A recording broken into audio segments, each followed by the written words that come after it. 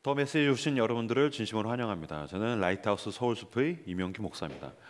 성경 본문부터 읽겠습니다. 마태복음 25장 31절에서 40절까지 말씀 제가 읽겠습니다.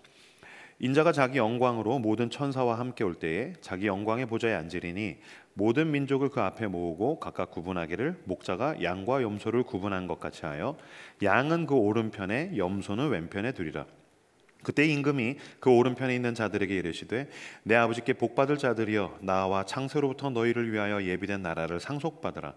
내가 주일을 때에 너희가 먹을 것을 주었고 목마를 때에 마시게 하였고 나그네 되었을 때에 영접하였고 헐벗었을 때에 옷을 입혔고 병들었을 때에 돌보았고 옥에 갇혔을 때에 와서 보았느니라. 이에 의인들이 대답하여 이르되 주여 우리가 어느 때에 주께서 줄이신 것을 보고 음식을 대접하였으며 목마르신 것을 보고 마시게 하였나이까? 어느 때에 나그네 되신 것을 보고 영접하였으며 헐벗으신 것을 보고 옷 입혔나이까? 어느 때에 병드신 것이나 옥에 갇히신 것을 보고 가서 배웠나이까 하리니 임금이 대답하여 이르시되 내가 진실로 너희에게 이르노니 너희가 여기 내 형제 중에 지극히 작은 자 하나에게 한 것이 곧 내게 한 것이니라 하시고 아멘. 지극히 작은 자에게 한 것이라는 제목으로 함께 하나님 말씀 나누도록 하겠습니다. 그리스 신화에 나오는 이야기입니다. 나르키소스라는 한 청년의 이야기죠. 한 어머니가 임신을 했습니다. 그리고 아들을 낳았습니다. 너무 이쁜 아들을 낳았습니다. 이름을 나르키소스라고 지었습니다. 근데 이 아들이 잘 클 수 있을까? 건강하게 클 수 있을까? 어떤 삶을 살게 될까? 그래서 한 예언자를 찾아갔답니다. 그래서 예언자에게 물었답니다. 내 아들이 어떻게 해야지 잘 살 수 있을까요? 그때 그 예언자가 아주 아리송하고 엉뚱한 이야기를 합니다. 이 아이가 자기의 얼굴을 보지만 않는다면 오래 살 것이요. 이상하죠? 어떻게 하면 이 아이가 잘 살 수 있을까요? 이 아이가 자기의 얼굴을 보지만 않는다면 잘 살 수 있을 것이요.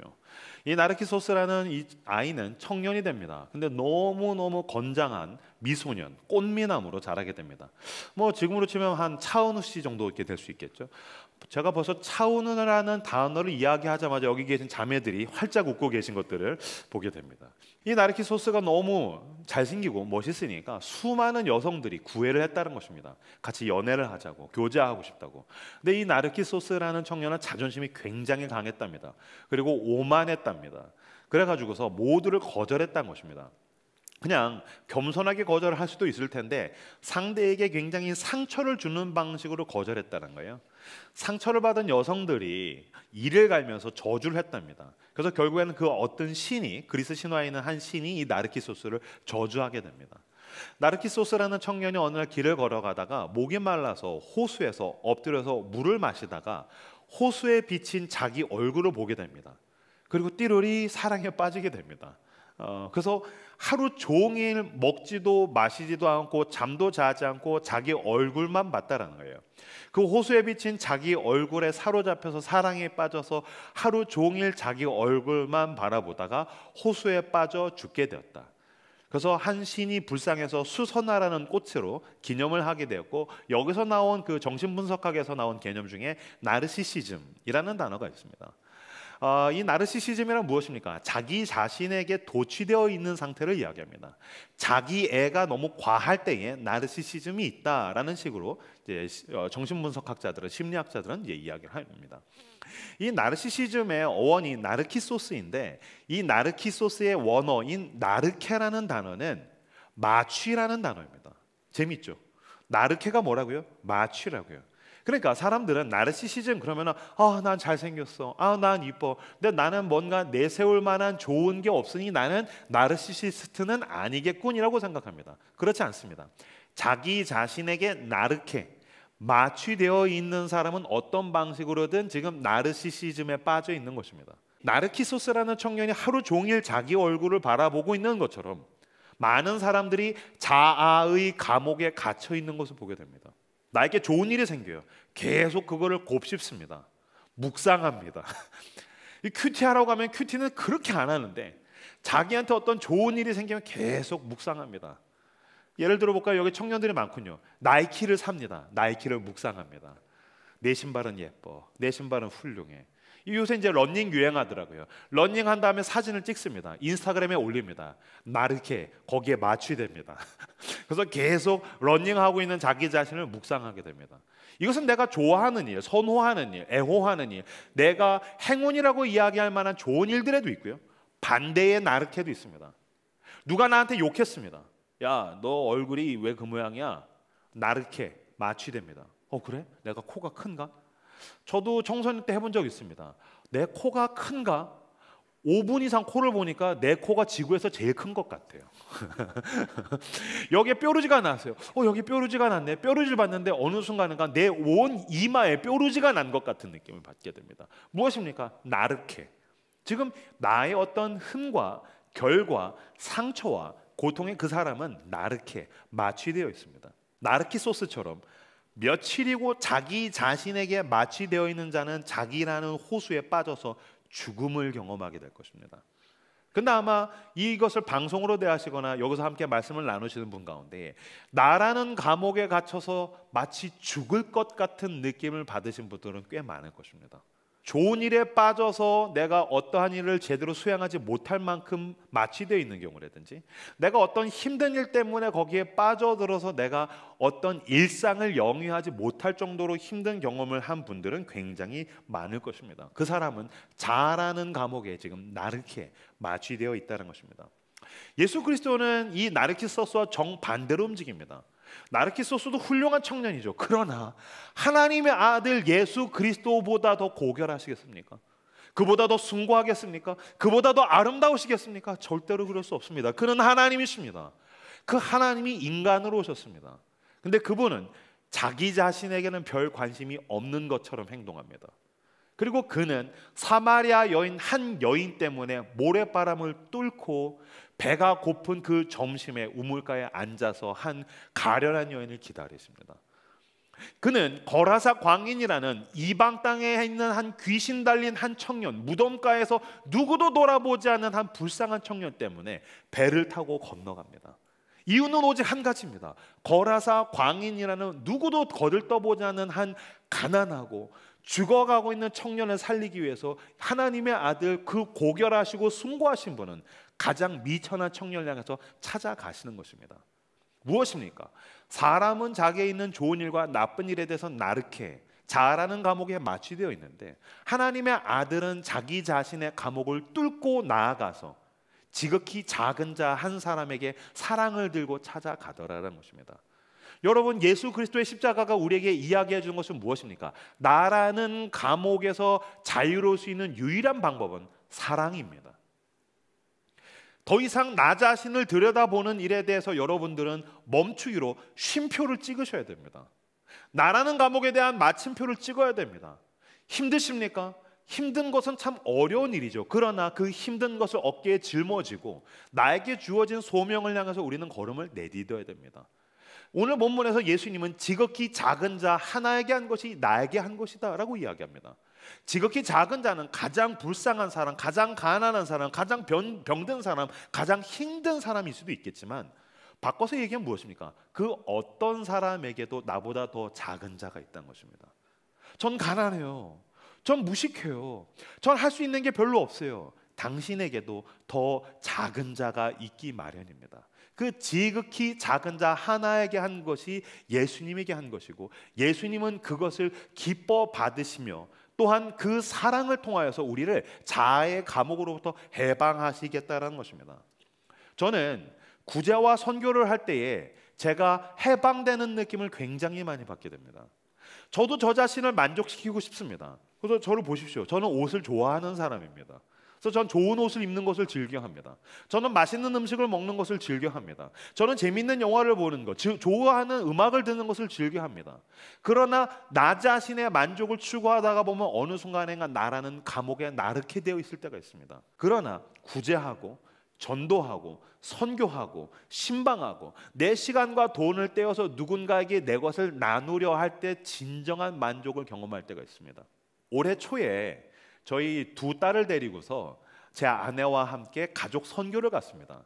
필리핀에 있는 판디블라칸이라는 지역인데, 마닐라에서 차를 타고 가면은 정말 난민촌에 가까운 빈민촌이 있습니다. 정말 한 8평 정도 되는 아주 작은 집에서 6명에서 10명씩 삽니다. 우리는 그래도 바닥에 장판도 있고 침대도 있고 가구도 있지 않습니까? 온 사방이 세면인데 들어갔더니 찌린내가 납니다. 제가 들어갔는데 화장실이 급해서 여기 화장실이 있습니까? 그랬는데 화장실에 문이 없습니다. 변기 하나만 달랑이 있는 거예요. 담임 목사가 성도들 앞에서 어떻게 할 수가 없어서 갑자기 괜찮아졌습니다. 저는 괜찮아졌습니다. 거기에 저희가 이제 그 장판을 깔아주기 위해서 들어갔는데 허리가 구부정한 할머니 한 분, 필리핀 할머니 한 분이 이렇게 나오셨어요.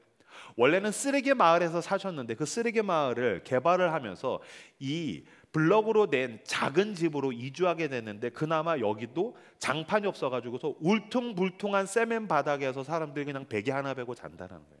사람이 여기서 어떻게 살 수가 있지? 이 냄새, 이 지저분함, 게다가 장판도 없는데. 그래서 저희가 거기서 장판을 깔아주었습니다. 저랑 형제 몇 명이 빨간색 장판, 대한민국 사람은 그 누구도 쓰지 않는 너무 촌스러운 장판이었습니다. 한 15분 정도 했나? 20분도 안 걸렸던 것 같습니다. 깔아주고서 할머니 들어오라고 하시죠. 할머니가 들어와서 바닥에 장판이 깔린 걸 보시더니 막 뭐라고 기뻐하시면서 막 그 나라 그 말로 따갈로그어로 막 말하시는 거예요. 그래서 통역한테 지금 뭐라고 얘기하시나요? 그랬더니 이 통역이 이야기합니다. 할머니가 너무 행복하시대요. 살면서 가장 행복한 날이시래요. 제가 그 할머니한테 할머니가 행복하셔서 저도 행복해요 라고 말하자마자 눈물이 터졌어요. 이 2, 3만 원에 불과한 장판이 뭐라고 이렇게 행복해 하시나. 지금도 저는 사실은 설교를 해야 되기 때문에 언어를 세밀하게 다루는 사람인데도 불구하고 그때 제 머릿속과 마음속에 있었던 수많은 생각들을 언어로 정리할 수가 없어요. 근데 첫 번째로 떠올랐던 그 머릿속에 있는 문장, 형규야, 넌 얼마나 더 가지면 만족할 건데? 임형규, 넌 그리스도인으로서 목사로서 어떤 삶을 추구하고 있는 거지? 너는 왜 서울이라는 도시에서 너는 왜 그런 것 때문에 염려하고 고민하는 거지? 장판 하나만 있어도 가장 행복해 하시는 분이 계시잖아. 그제서야 비로소 나는 나에게 부족한 영역, 염려의 영역, 두려움의 영역이 아니라 나는 지금도 내가 베풀 수 있는 영역, 누군가를 행복하게 해줄 수 있는 영역, 내 것을 나눌 수 있는 영역이 있다는 사실을 저는 깨닫게 됩니다. 아, 그렇구나. 나는 내가 늘 모자라고 부족하다고 생각하지만 난 내가 가진 것으로도 더 작은 자에게 나누어서 그들을 행복하게 해줄 수 있는 사람이구나. 그건 여러분 이 도시에서도 얼마든지 가능한 일입니다. 저희 교회에서는 노숙자들에게 밥을 퍼주는 봉사활동을 갑니다. 저는 목사로서 저희 교회 성도들에게 이야기합니다. 아마 30대 초중반이 넘어가면 무엇을 먹어도 맛있다라는 느낌을 덜 받게 될 것입니다. 왜요? 다 먹어봤기 때문입니다. 뭘 먹어도 맛이 없다면 당신은 이제 노숙자들에게 밥을 퍼줘야 될 때입니다. 밥을 퍼줄 때에 아무것도 아닌 이 한 끼 점심 식사 때문에 행복해하는 분들을 보십시오. 당신은 그날 저녁에 세상에서 가장 맛있는 저녁밥을 먹게 될 것입니다.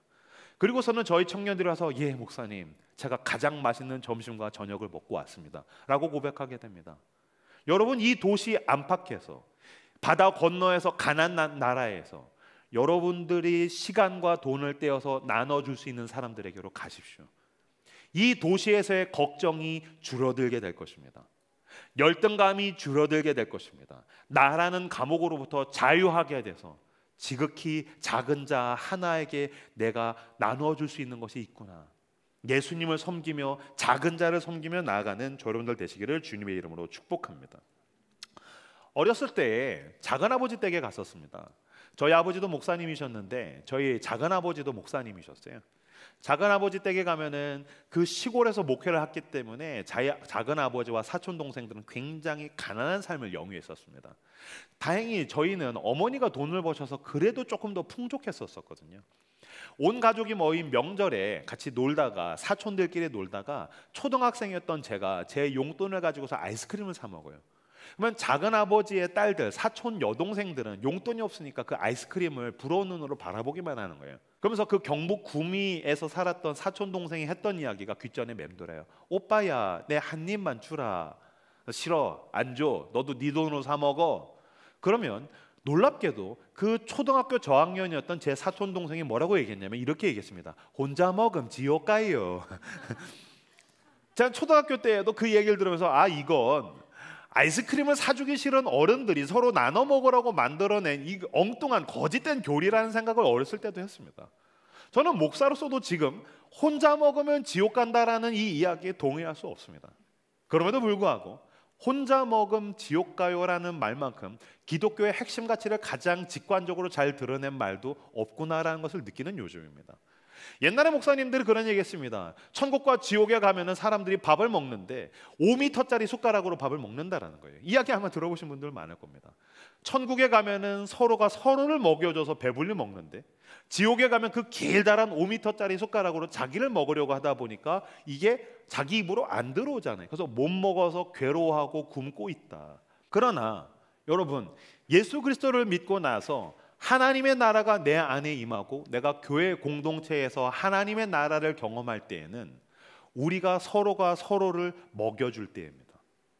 나라는 그 감옥으로부터 벗어나서 나에게만 도취되어 있는 나의 슬픔과 고통, 나의 기쁨과 즐거움에 도취되어 있던 나르케를 벗어나서 서로가 서로에게 기쁨을 나눌 때, 여기가 하나님 나라구나.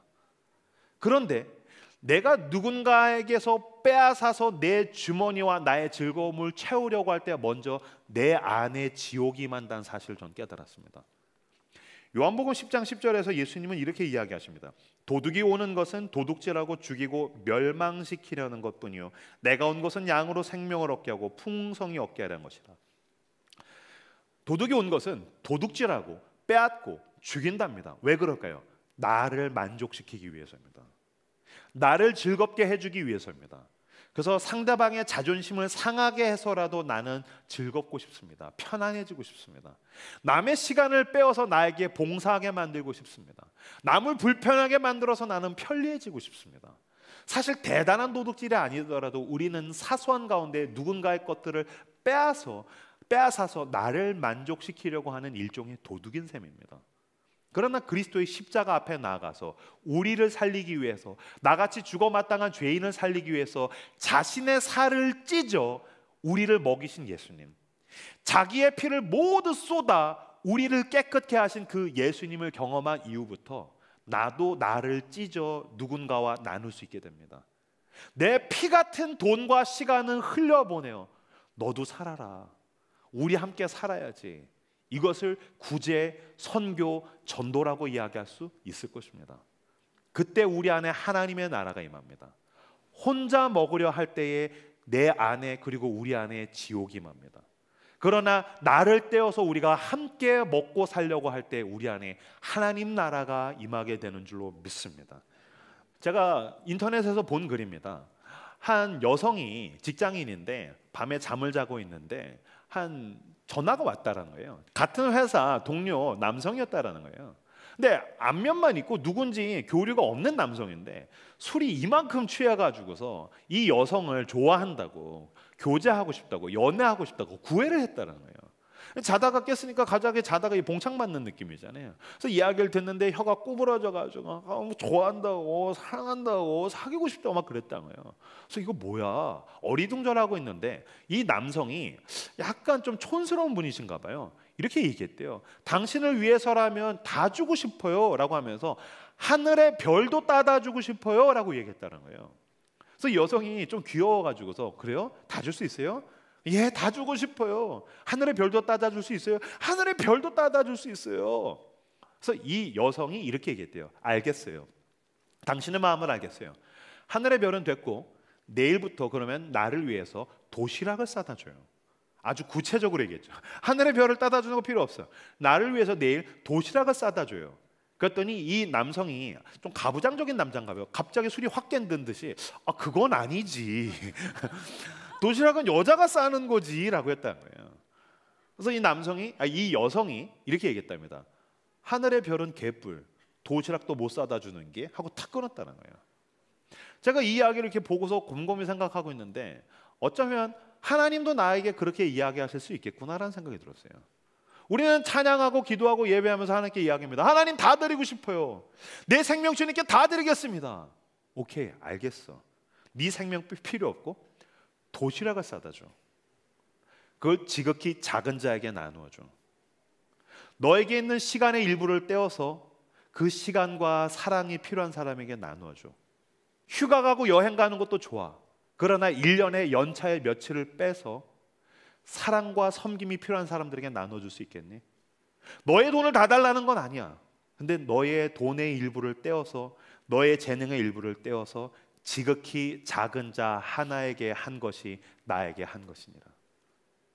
예수님께 도시락을 싸다 주십시오. 나의 것을 떼어서 그리스도께 드리듯 이 도시에 있는 작은 자들에게, 여러분 주변에 있는 그 작은 자들에게, 그리고 바다 건너편에서 사랑과 복음을 기다리는 자들에게 나누어 주시는 예수님의 사람들 다 되시기를 주님의 이름으로 축복합니다.